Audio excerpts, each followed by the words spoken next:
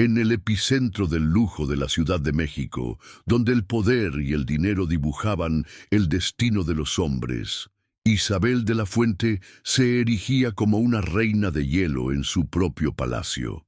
Era la anfitriona de la gala benéfica más importante del año, un evento donde su fortuna servía para enmascarar el abismo helado que habitaba en su alma desde hacía 20 años. Sin embargo, mientras su voz resonaba en el salón, sus ojos se detuvieron en una joven camarera que servía champán con una humildad casi invisible. No fue su rostro lo que la paralizó, sino el destello azul de los pendientes que adornaban sus orejas. Dos delicadas lágrimas de zafiro, un diseño único que ella y su difunto esposo habían encargado para su hija Liliana, la niña que el fuego y el metal retorcido le habían arrebatado para siempre. El mundo de Isabel se detuvo. El discurso ensayado murió en sus labios mientras un torbellino de incredulidad y dolor la sacudía por dentro. Esos pendientes, aquellas joyas que se suponía habían sido reducidas a cenizas junto al cuerpo de su pequeña en aquel terrible accidente, ahora brillaban en una completa desconocida. Para la poderosa matriarca del Imperio de la Fuente, aquello no era una coincidencia, era una profanación, un fantasma materializado que destrozaba el frágil santuario de su luto. En el otro extremo del salón, Sofía, ajena a la tormenta que acababa de desatar, solo sentía el peso del cansancio y la lejana esperanza de un futuro mejor, sin saber que el único tesoro que poseía era la llave de un pasado que podría destruirlo todo. ¿Qué harías si descubrieras que la mayor tragedia de tu vida fue, en realidad, la más elaborada de las mentiras? Pero antes de revelar cómo unos simples pendientes de zafiro pudieron desenterrar 20 años de engaños y traiciones, haz una pausa. Si tú también crees que el amor de una madre es un hilo invisible que ni la muerte puede romper, deja tu like para darle fuerza a esta búsqueda y suscríbete ahora mismo. Te lo advertimos. Lo que estás a punto de descubrir te demostrará que la verdad siempre encuentra una grieta por donde salir a la luz, sin importar cuán profunda sea la tumba en la que intentaron sepultarla. Acompáñanos en esta historia donde la justicia y el destino están a punto de chocar de la forma más inesperada. Con el corazón latiendo desbocado, una mezcla de terror y una esperanza tan afilada que dolía, Isabel de la Fuente dio la orden a su chofer de encontrar la dirección de aquella joven camarera. Al día siguiente, el lujoso automóvil se detuvo frente a un modesto edificio de apartamentos, un mundo aparte de su mansión de mármol. Isabel, con toda la autoridad que le confería su apellido, se enfrentó a Sofía. Le ofreció una suma de dinero que podría cambiarle la vida, todo a cambio de esos pendientes y de una explicación. Pero Sofía, con una dignidad que desarmó a la millonaria, se negó rotundamente. «No están a la venta, señora. Son lo único que tengo de mi pasado, la única conexión con la familia que nunca conocí», respondió, su voz temblando pero firme, aferrándose a las joyas como si fueran su propia identidad. La negativa de Sofía, lejos de enfurecer a Isabel, rompió la coraza de hielo que había construido durante 20 años. Por primera vez, la poderosa matriarca se permitió ser vulnerable. Vio en los ojos de la joven no la codicia de una oportunista, sino la misma soledad que habitaba en su propia alma. «Entonces, ayúdame», suplicó Isabel, su voz quebrada por la emoción. «Ayúdame a entender. Necesito saber de dónde vienes, cómo llegaron esas joyas a ti, por favor». En ese instante, Sofía dejó de ver a una millonaria arrogante y vio a una madre destrozada por el dolor. Una frágil alianza nació entre ellas, un pacto silencioso para desenterrar una verdad que ambas, por razones muy distintas, necesitaban desesperadamente encontrar. El primer paso sería visitar el orfanato donde Sofía había crecido. Mientras tanto, en su opulenta oficina, Ricardo Montes sentía cómo el sudor frío recorría su espalda. Un informante le había notificado del encuentro entre Isabel y la camarera. El pánico se apoderó de él.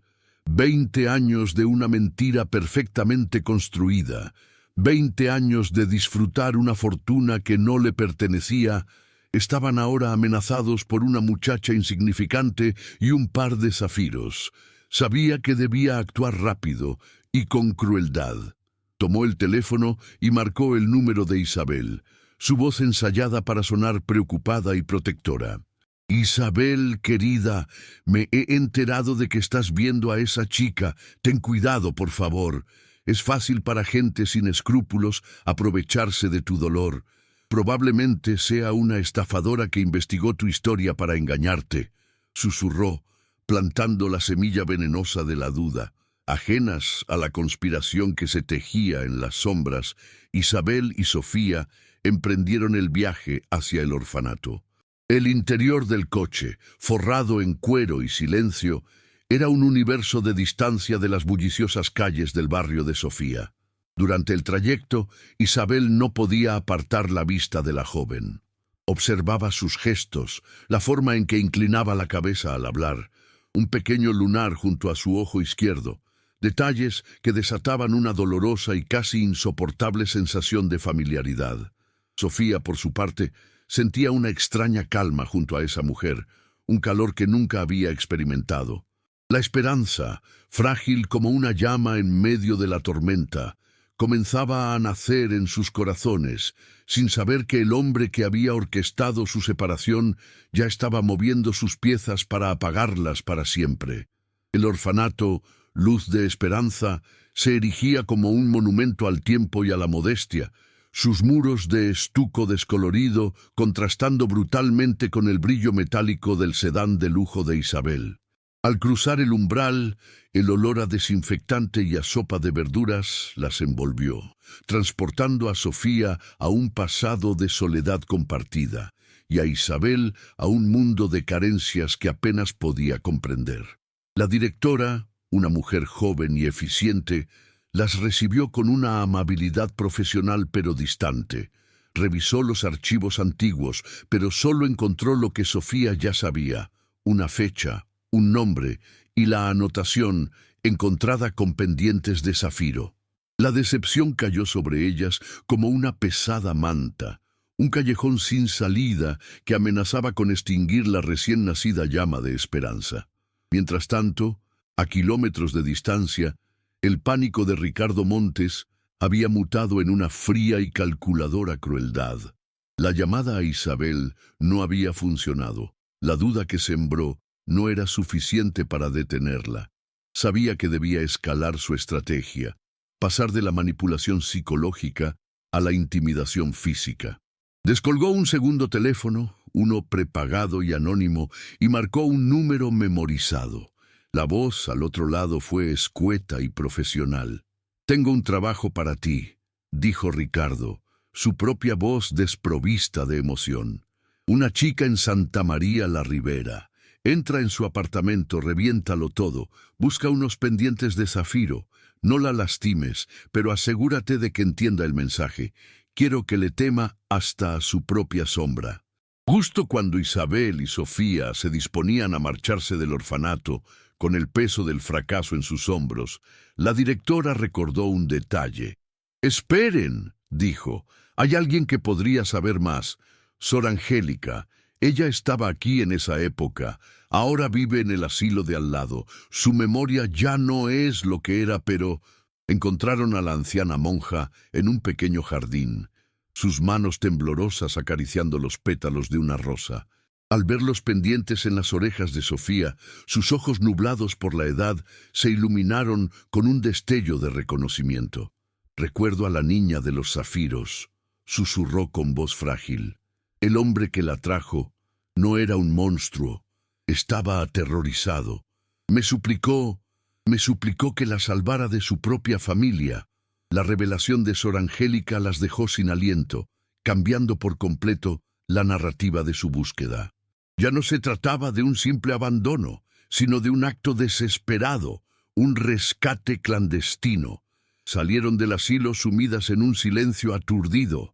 La pregunta, ¿salvarla de quién?, resonando en sus mentes. Fue en ese preciso instante que el teléfono de Isabel sonó. Era un número desconocido. Una voz agitada, la de una vecina de Sofía, gritaba al otro lado.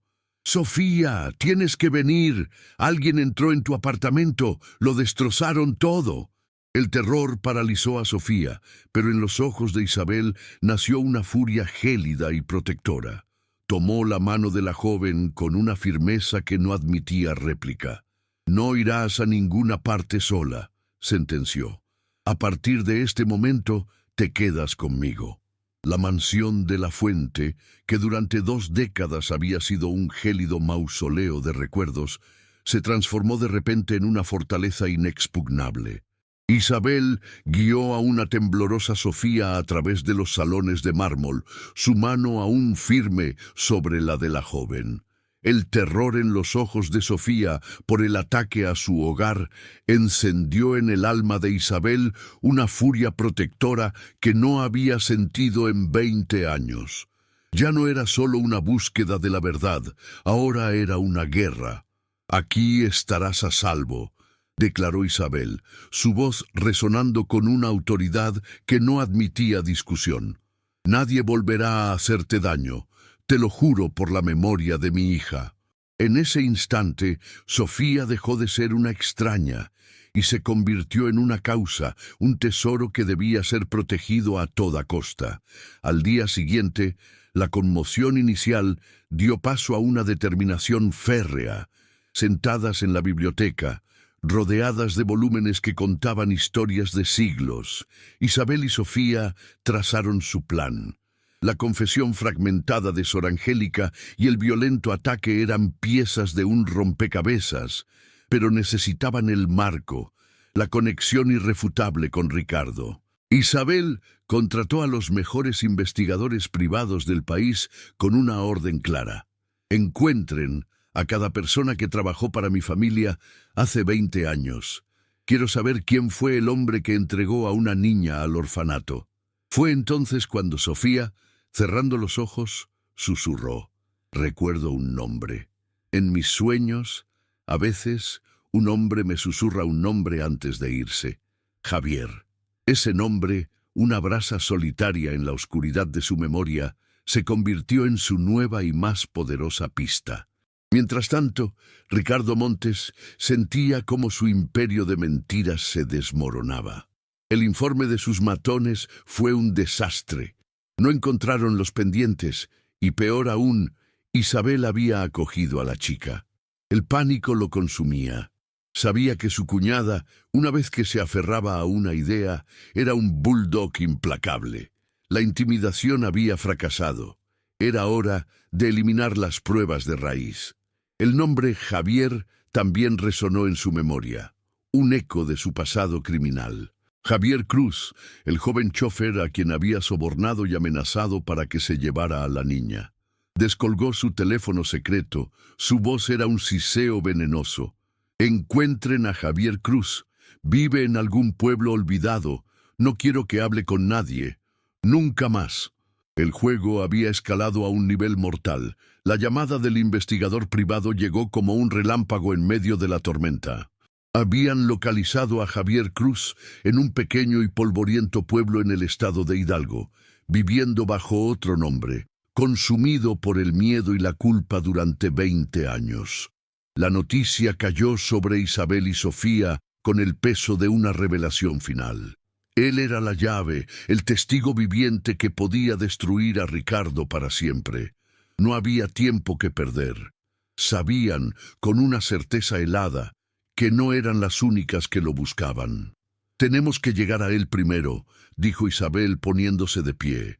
Se miraron, y en sus ojos ya no había miedo, sino la promesa de una justicia inminente. La carrera por la verdad se había convertido en una carrera por una vida. El viaje a Hidalgo fue un borrón de velocidad y ansiedad. Una carrera desesperada contra un enemigo invisible cuyos tentáculos sentían cada vez más cerca. El coche de lujo se detuvo bruscamente frente a una humilde casa de adobe, levantando una nube de polvo que parecía simbolizar los 20 años de secretos enterrados. Encontraron a Javier Cruz en el patio trasero, un hombre consumido por el miedo, sus ojos moviéndose con la agitación de un animal acorralado. Justo cuando Isabel comenzaba a hablar, el sonido de otro motor, más pesado y amenazante, se acercó por el camino de tierra. Eran los hombres de Ricardo. El tiempo se había agotado. Con una valentía que no sabía que poseía, Sofía se interpuso entre Javier y la entrada, mientras Isabel, con una frialdad letal, miraba a los recién llegados. La confrontación final no sería en una sala de juntas, sino allí, bajo el sol implacable de un pueblo olvidado por Dios.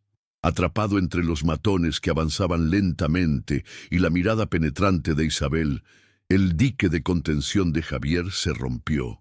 Las lágrimas surcaron su rostro curtido mientras el peso de 2 décadas de culpa se derramaba en una confesión torrencial. Fue Ricardo, sollozó, cayendo de rodillas. Él planeó todo. Me pagó para que sacara a la niña del coche minutos antes de que el conductor lo estrellara. Me amenazó con matar a mi propia familia si alguna vez hablaba. Me dijo que la dejara en el orfanato más lejano, que me asegurara de que nunca la encontraran. Cada palabra era una puñalada en el corazón de Isabel y una pieza del rompecabezas en la mente de Sofía. En ese momento, los hombres de Ricardo se detuvieron, sorprendidos por la llegada de la policía local, a quienes Isabel había alertado discretamente minutos antes. La trampa no era para Javier, era para ellos. De vuelta en la Ciudad de México, la sala de juntas del corporativo de La Fuente hervía en una tensión helada. Isabel había convocado una reunión de emergencia y Ricardo Montes presidía la mesa con una sonrisa condescendiente, creyendo que su cuñada había perdido la razón. Las puertas se abrieron de par en par, pero no fue solo Isabel quien entró. A su lado, con la cabeza en alto y vistiendo un sencillo pero elegante vestido, caminaba Sofía. El murmullo se extinguió. «Ricardo», comenzó Isabel, su voz resonando como el acero. «Durante 20 años has sido mi sombra, mi consejero, mi familia, pero tu lealtad era una máscara para la más vil de las traiciones». Colocó una carpeta sobre la mesa pulida. «Aquí tengo la confesión firmada de Javier Cruz y lo más importante, los resultados de una prueba de ADN. Caballeros, les presento a mi hija, Liliana de la Fuente». El silencio se hizo añicos. Ricardo palideció, su rostro transformándose en una máscara de horror y rabia. Intentó reír, negar, acusar a Isabel de locura, pero la evidencia era irrefutable. La mirada de cada miembro de la junta se clavó en él como un clavo. Su imperio de mentiras se derrumbó en un instante. «Esa fortuna debería haber sido mía», gritó, su compostura finalmente rota, revelando al monstruo que se escondía debajo del traje caro. «Esa niña era solo un estorbo en mi camino». En ese preciso instante, las puertas se abrieron de nuevo, y la policía entró para arrestarlo por intento de asesinato, secuestro y fraude. Mientras se lo llevaban, gritando maldiciones, el caos se desvaneció. Isabel se giró hacia Sofía, sus ojos llenos de lágrimas de redención. «Liliana», susurró, y la abrazó con la fuerza de 20 años de anhelo.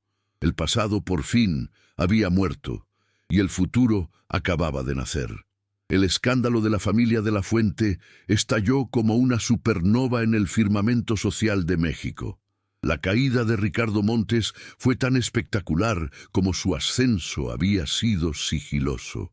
Los titulares lo pintaban como un monstruo moderno, un Judas corporativo cuya codicia no conocía límites. El juicio fue breve y devastador.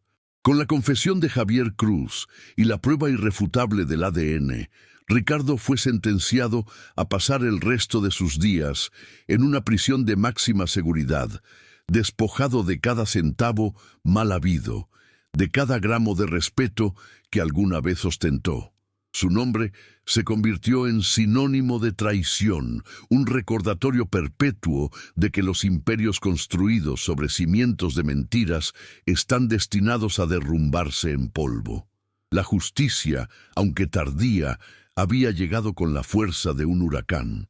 Mientras la justicia penal seguía su curso, una justicia mucho más profunda y sanadora se abría paso en la mansión de la Fuente. Los salones, antes fríos y silenciosos, comenzaron a llenarse de vida. La risa de Liliana, que había decidido conservar el nombre de Sofía como un recordatorio de su resiliencia, resonaba en los pasillos de mármol. Isabel, despojada de su armadura de hielo, se convirtió en la madre que siempre anheló ser, presente, cálida y protectora. Juntas recuperaron el tiempo perdido en tardes de confesiones, álbumes de fotos redescubiertos y proyectos compartidos.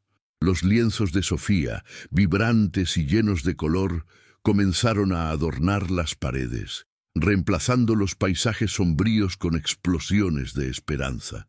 La casa por fin se había convertido en un hogar. 5 años después, el mundo del arte celebraba la inauguración de la Galería Sofía de la Fuente. La joven, ahora una de las artistas contemporáneas más aclamadas del país, caminaba entre sus obras, su mano entrelazada con la de su esposo, Mateo, un arquitecto de sonrisa amable que amaba el alma de la artista tanto como a la mujer. Isabel, radiante en un vestido color esmeralda, observaba desde la distancia con una sonrisa que iluminaba todo su rostro. Sofía no había heredado un imperio empresarial, sino que había construido el suyo propio, uno basado en el talento, la pasión y la verdad. Había encontrado no solo una madre y una identidad, sino también un amor que complementaba su espíritu libre, demostrando que la verdadera riqueza no se mide en acciones, sino en sueños cumplidos. El momento más preciado de la noche, sin embargo, no estaba bajo los reflectores. En un rincón tranquilo de la galería, Isabel sostenía en sus brazos a su nieta de 1 año, una pequeña llamada Elena, cuyos ojos tenían el mismo brillo curioso que los de su madre. Sofía se acercó y apoyó la cabeza en el hombro de Isabel, las 3 generaciones unidas en un abrazo silencioso. El círculo estaba completo. El dolor de una cuna vacía había sido reemplazado por la alegría de una nueva vida. La familia que la tragedia y la maldad habían intentado destruir no solo había sobrevivido, sino que había renacido de sus cenizas más fuerte, más luminosa y unida por un amor que había demostrado ser más poderoso que el tiempo, la distancia y la muerte misma. La historia de Isabel y Sofía demuestra que ni la mentira más oscura puede apagar la luz del amor verdadero. Si este relato de redención y reencuentro ha tocado tu corazón, comparte para que más personas crean en las segundas oportunidades. Y suscríbete para no perderte más historias donde el bien siempre triunfa, sin importar cuán profunda sea la oscuridad. Juntos, celebremos los giros del destino que nos devuelven la esperanza. Desde el eco helado de una mansión convertida en mausoleo hasta el calor vibrante de una familia renacida, la travesía de Isabel y Sofía es un testimonio de resiliencia. Un par de sencillos pendientes de zafiro no fueron solo una joya perdida, sino la brújula del destino que guió a una madre a través de un desierto de 20 años de dolor para encontrar el oasis que era su hija. Su historia nos demuestra que el verdadero legado no se encuentra en los imperios de concreto y cristal, sino en los lazos inquebrantables del corazón, aquellos que ni la maldad más calculadora, ni el paso implacable del tiempo pueden destruir. El pasado fue reescrito no con tinta, sino con lágrimas de reencuentro, abrazos de redención y la innegable justicia del amor. Lo que hemos presenciado va más allá de un drama familiar, es una prueba irrefutable del poder indomable de la verdad. Nos enseña que mientras la codicia construye castillos de arena, destinados a derrumbarse con la primera ola de justicia, el amor edifica fortalezas eternas sobre la roca de la lealtad y el sacrificio. La historia de Liliana de la Fuente, la niña que fue salvada para luego salvar a su propia madre del abismo de la soledad, es un faro de esperanza. Es un recordatorio luminoso para todos aquellos que han sentido que el pasado les ha robado la felicidad, una promesa de que siempre, siempre hay una segunda oportunidad, esperando ser descubierta, incluso en el rincón más oscuro del olvido. La jornada de Isabel y Sofía prueba que el amor, forjado en el dolor y la verdad, es la fuerza más poderosa del universo. Si esta historia de redención tocó tu alma, comparte para que más personas crean en lo imposible. Y suscríbete para más relatos donde el bien siempre triunfa, no importa cuán sombría sea la noche. Juntos, vamos a celebrar las revueltas que solo el destino puede crear.